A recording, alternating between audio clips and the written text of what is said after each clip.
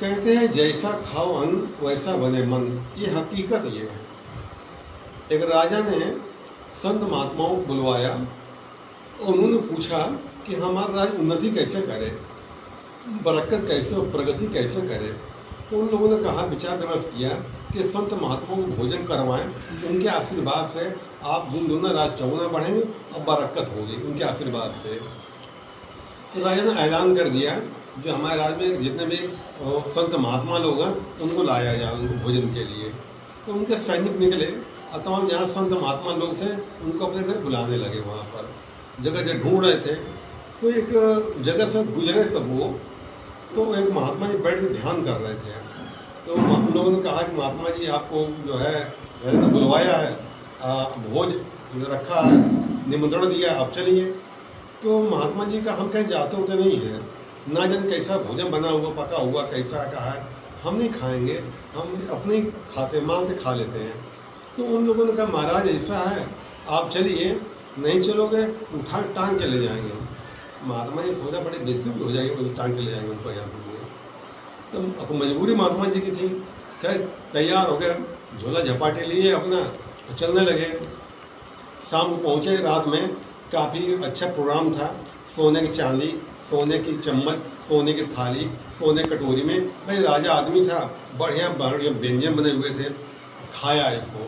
जब महात्मा जी ने भोजन खाया तो महात्मा जी जो भोजन खा लिया और खाते माना मुझे विचार आने लगा कि सोने थाली कटोरी पार कर दें तो हमारी ज़िंदगी बन जाएगी, कहाँ में भीख मांगने की जरूरत पड़ेगी। तो खाते मन दूषित होने लगा उनको, नींद नहीं उनको आ रही थी। तो रात में सोचा तो उठा ही लेते हैं, उठा के भैया सोने थाली कटोरी चम्मच अपने थाली में रख लिया, अस्से रहने रख लिया।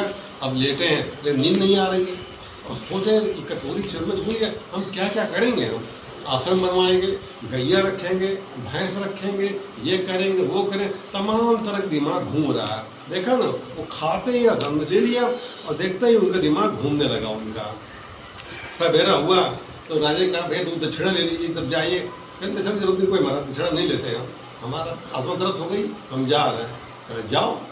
महात्मा जी बड़े जोश चल रहे हैं, सोच रहे हैं भगवान तो कितना दयालु है और इतना जो है तुम कृपा कर दी, इतना माल पानी मिल गया, अब अच्छा पैसा, अच्छा हम कारोबार करेंगे, अपना धंधा पानी करेंगे, चमकाएंगे, तमाम तरह ख्याल चल रहे थे मन में।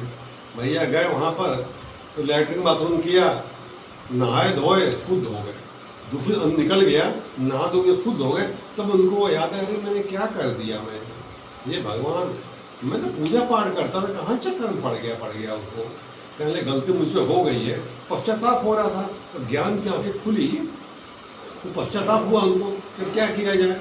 अपना भैया जो सामान जो लिए थे, गए राजा के पास। कहे महाराज मैं लेकर चला गया हूँ, मैंने चोरी आपकी है, जो सजा दे मुझे मंजूर है, ये थाली कटोरी चम्मच अपना रख लीजिए।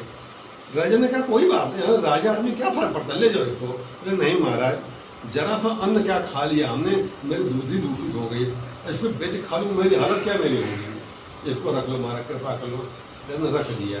देखा आपने, पल भर का दूषित भोजन खाने से भाई धन कहाँ से आ रहा है, किसका आ रहा है, वो कैसे बना रहा, कैसे खा रहा है, और खाने से मति भ्रष्ट हो जाती है।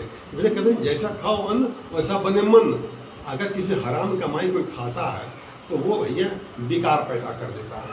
मेहनत और मसूर रोटी खाओगे, नमक रोटी खा लो, सुकून सो लोगे, ये हराम का कभी फलता नहीं, किसी नहीं फलता है।